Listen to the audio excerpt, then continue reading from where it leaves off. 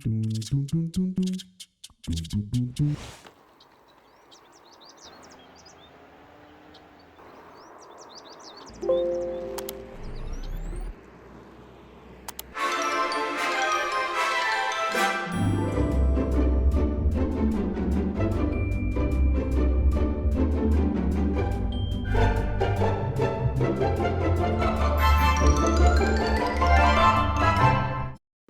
is my room in Austria. I've been studying here for the past 5 months now, and today I want to share you my experience living in Austria, Dornbirn. So let's start. In February 2020, I started my exchange at the FH University of Applied Sciences. It's located in a little town called Dornbirn. This is the main square. There's not much to see, but the town is filled with lovely, cute houses and makes it look old-fashioned. Plus, Dornbirn itself is surrounded by gorgeous mountains that you can hike or climb up. Austrians are very proud of their water, so much so one of my German classes was dedicated to learn how Austrian water transports from one side of Austria to the other. The water comes from the mountains and is drinkable from the tap. Refreshing. And they also have these, and this one, and that one, and this one, and that one. Where are they? I'm not too sure, but I definitely know that the water is not drinkable.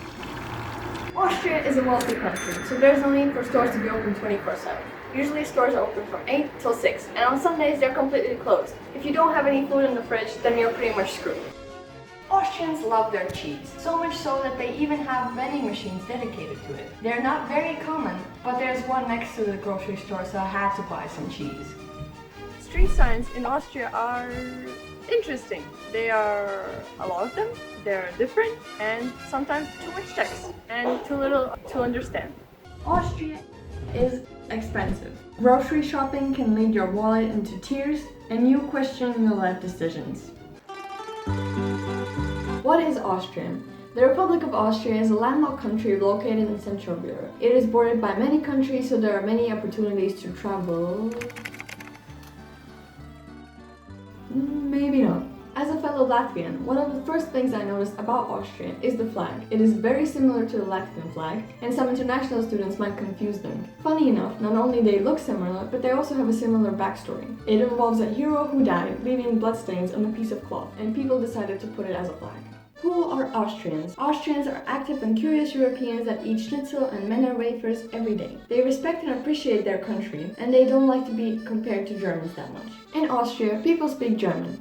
Well, Austrian German. Fortunately, my university offered me classes to take up the new language, but little did I know that Vorarlberg is the region with the thickest Austrian accent. Austria is also known for their beautiful mountains covering 3/4 of the country. There is always a beautiful sight while taking the train. There's no doubt that these beautiful landscapes are hard to pass by. And luckily here, every morning I wake up, I'm greeted by the breathtaking nature of this land.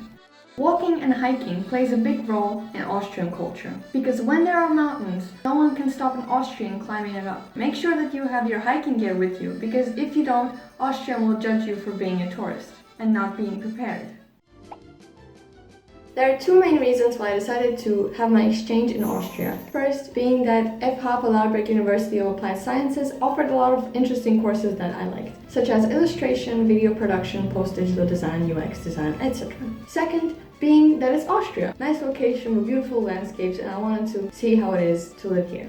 What no exchange student here in 2020 was prepared for was the lack of good peanut butter. Most of their peanut butter is 90% or less made out of peanuts. It was very difficult to find a peanut butter that is still crunchy and very natural. At some point, for about 3 months, the local grocery store stopped supplying peanut butter. And COVID-19.